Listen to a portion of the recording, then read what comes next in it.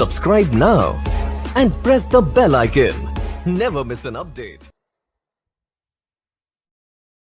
Good afternoon.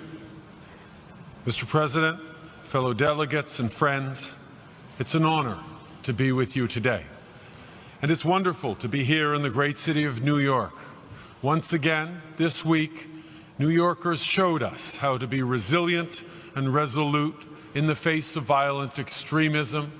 On behalf of everybody in this room, let me say directly to the people of New York, you are a model to the world, and we thank you.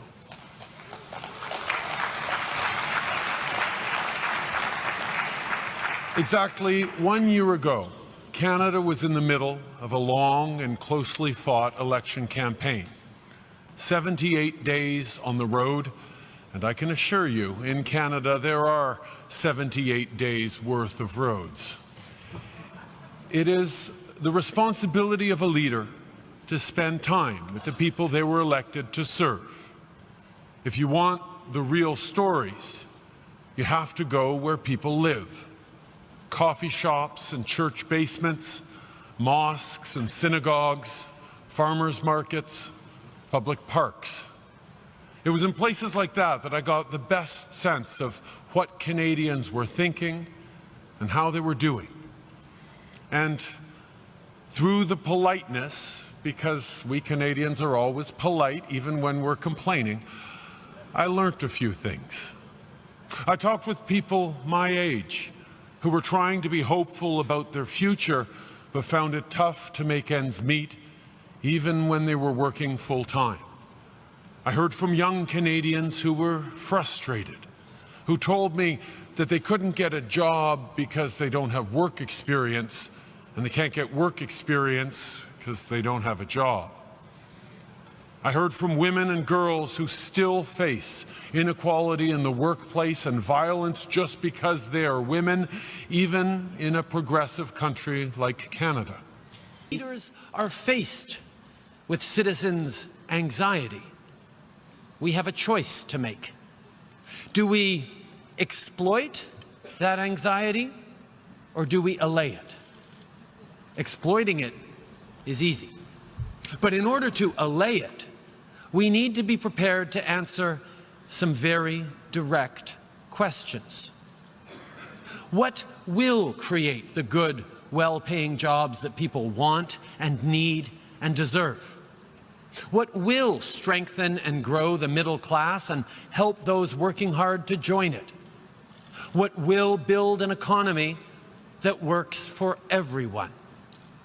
What will help to make the world a safer, more peaceful place? To allay people's anxiety, we need to create economic growth that is broadly shared, because a fair and successful world is a peaceful one. We need to focus on what brings us together, not on what divides us. For Canada, that means re-engaging in global affairs through institutions like the United Nations. It doesn't serve our interests or the world's to pretend we're not deeply affected by what happens beyond our borders. We've done all this and will do much more because we believe we should confront anxiety with a clear plan to deal with its root causes. And we believe we should bring people together around shared purposes like the UN Sustainable Development Goals. Because what is the alternative? To exploit anxiety? To turn it into fear and blame? To reject others because they look or speak or pray differently than we do? You see, in Canada, we got a very important thing right. Not perfect, but right. In Canada, we see diversity as a source of strength, not weakness. Our country is strong not in spite of our differences, but because of them. And make no mistake, we've had many failures, from the internment of Ukrainian, Japanese, and Italian Canadians during the World Wars, to our turning away of boats of Jewish and Punjabi refugees, to the shamefully continuing marginalization of Indigenous peoples.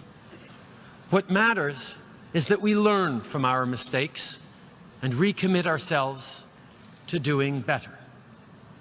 To that end, in recent months, Canadians have opened their hearts and their arms to families fleeing the ongoing conflict in Syria. And from the moment they arrived, those 31,000 refugees were welcomed not as burdens, but as neighbors and friends, as new Canadians.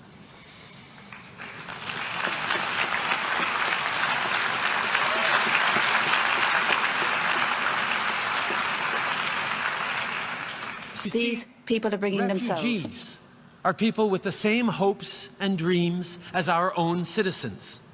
But while our people have felt anxiety, Syrians faced catastrophe.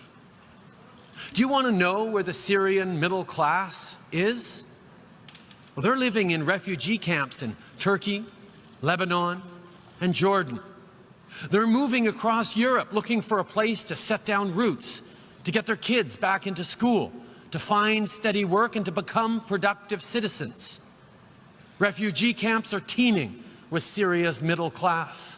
Doctors and lawyers, teachers and entrepreneurs. They're well educated, they work hard, they care about their families, they want a better life, a safer and more secure future for their kids, as we all do.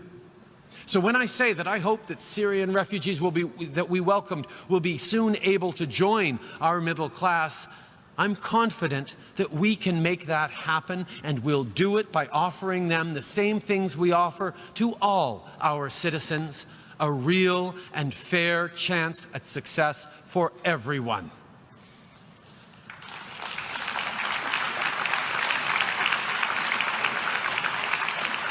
In the end, my friends, there is a choice to be made. Strong, diverse, resilient countries like Canada didn't happen by accident, and they won't continue without effort. Every single day, we need to choose hope over fear, diversity over division. Fear has never created a single job or fed a single family. And those who exploit it will never solve the problems that have created such anxiety. Our citizens, the nearly 7.5 billion people we collectively serve, are better than the cynics and pessimists think they are. People want their problems solved, not exploited. Listen, Canada is a modest country. We know we can't solve these problems alone. We know we need to do this all together. We know it will be hard work. But we're Canadian, and we're here to help.